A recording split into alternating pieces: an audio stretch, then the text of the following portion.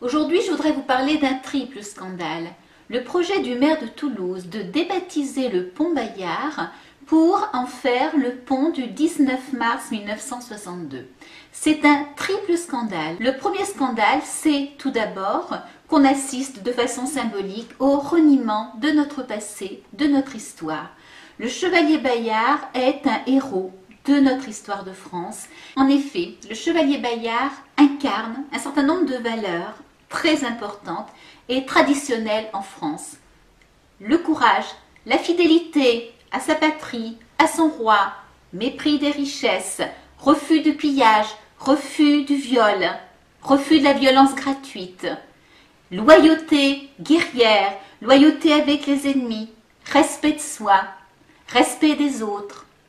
Toulouse lui a sans doute donné son nom en souvenir du combat fameux mené par le chevalier Bayard sur le pont de bateau sur le fleuve Garigliano.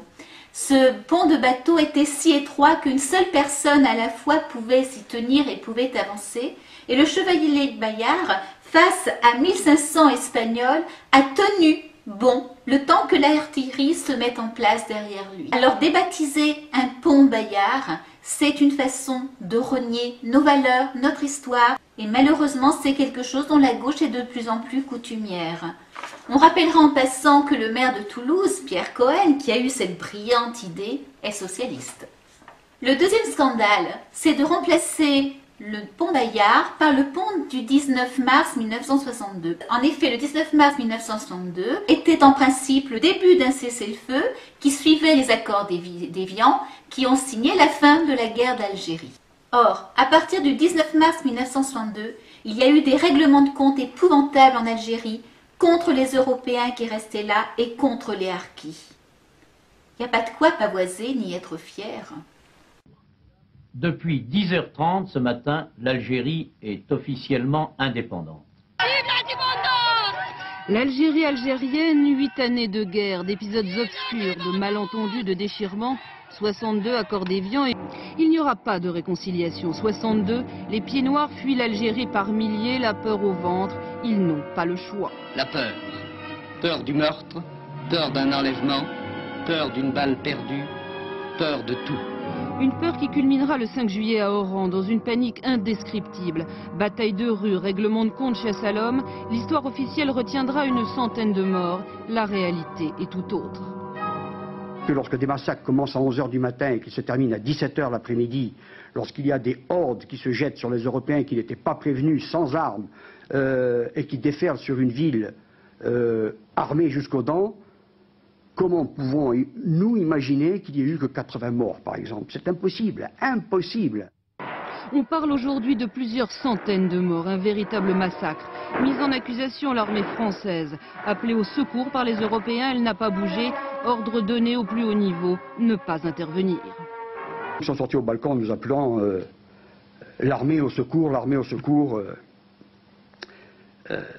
Nous étions là, les regardant, et nous nous sommes approchés de notre capitaine de compagnie, nous lui avons dit, mais que faisons-nous? Ces gens-là vont se faire massacrer, il faut sortir, il faut faire quelque chose. Et notre capitaine nous a dit, je n'ai pas d'ordre. Je n'ai pas d'ordre. J'ai le regret de vous dire qu'on ne pourra rien faire pour vous. On ne bougera pas, on a reçu des ordres. Mais par contre, ce que je peux vous dire, c'est que aujourd'hui, je me sens déshonoré. Pour la première fois, j'ai honte de porter cet uniforme. Autre dossier noir, l'abandon des Harkis, ces auxiliaires, ces supplétifs musulmans de l'armée française. Ils étaient quelques 150 000 sans compter leurs familles. Fidèles à la France, ordre est donné en 62 de les désarmer. La France les abandonne, eux que le FLN considère comme des traîtres, des collabos. Après avoir désarmé mes Harkis dans ce drame que je vivais, je suis allé désarmer une autre Harka. J'ai d'ailleurs des photos où je vois ces hommes que je ne connaissais pas me rendre leur pactage. Je vois le désarroi et je les entends, certains me dire « Mais regarde, mon lieutenant, regarde !» Et il y avait deux gars au-dessus sur la place qui nous regardaient, nous qui étions contrebas. Il m'a dit « C'est l'effet la gare, regarde, dès que tu vas être parti, ils vont nous tuer. » Alors je suis parti. Comme ces gens, beaucoup s'accrochaient au camion, que je ne pouvais pas les ramener. Je suis parti, je dirais, en claquant la porte du GMC. Et je ne veux pas savoir ce qui est arrivé après. C'est plus confortable. La plupart des officiers, c'est évident, savaient que des massacres étaient en train de se produire dans le bled, mais ceci dit, le commandement a interdit toute réaction, et en particulier le gouvernement. Il était interdit de monter des opérations pour aller au secours des personnes menacées. Entre 50 et 70 000 seront massacrés par le FLN. Leurs familles ne seront pas épargnées. Mais à Paris, les consignes gouvernementales sont claires. Le 12 mai, Louis Joxe, ministre des Affaires algériennes, dans une directive tenue secrète précise. Pas de rapatriement des harkis. Les militaires français tentés de leur venir en aide seront sanctionnés.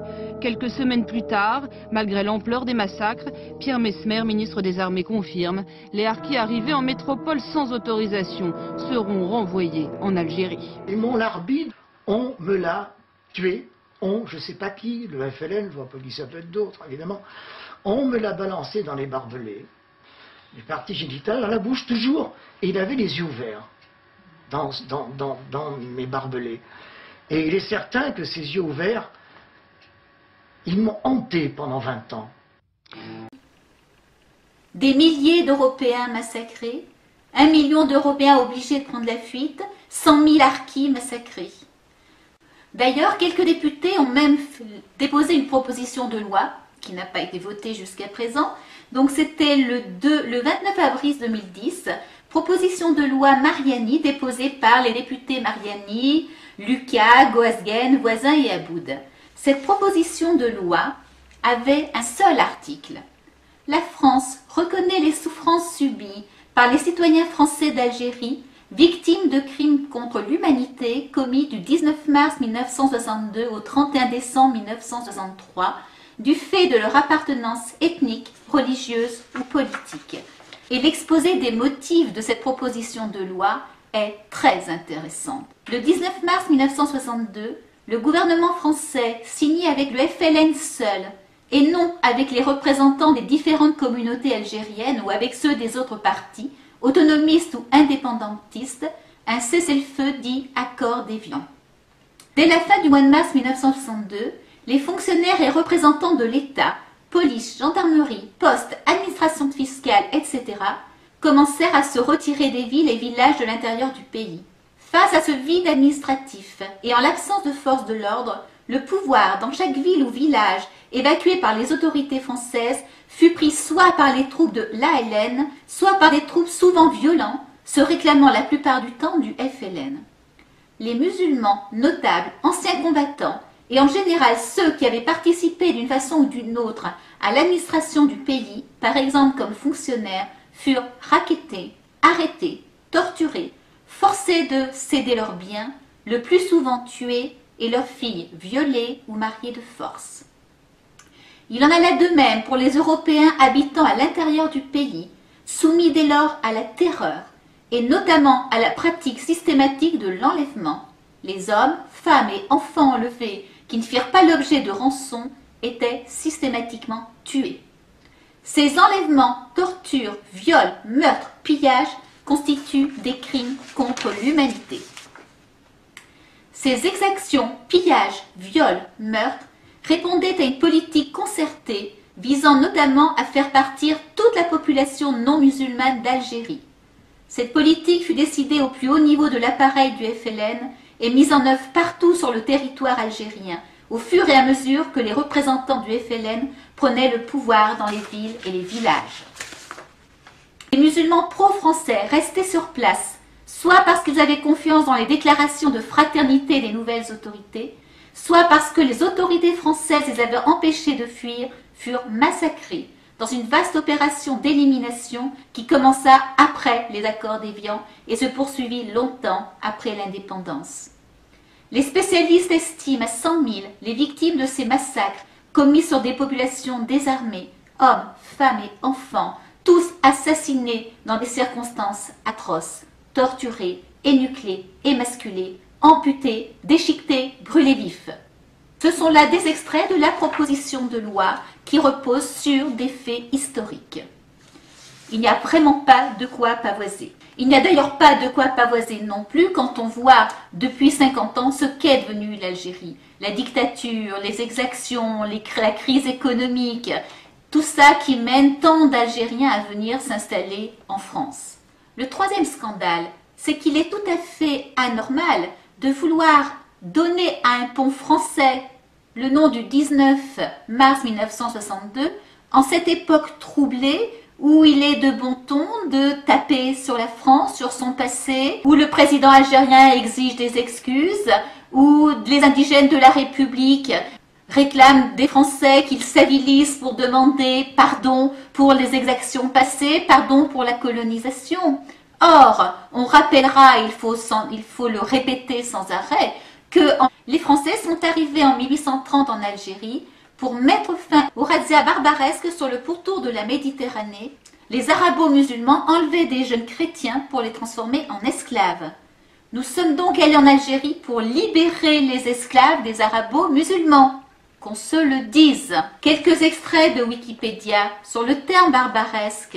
Il correspond géographiquement approximativement à l'ère du Maghreb actuel. Au plan historique, à la période ottomane, qui, pour l'Algérie par exemple, court de 1516 à 1830. Et au plan démographique, il désigne aussi bien les corsaires et marins originaires de cette aire géographique que les habitants du Maghreb. Ce terme peu précis est péjoratif, à l'instar du terme sarrasin, qui désignait aussi bien au Moyen-Âge européen les Arabes que les Berbères d'Espagne. Il évoquait la réalité du sort très peu enviable fait aux chrétiens qui tombaient entre les mains des pirates lors des razzias et finissaient leur vie comme esclaves ou dans les bagnes d'Alger ou de Tunis. Et ce serait à nous de demander pardon. De qui se moque-t-on?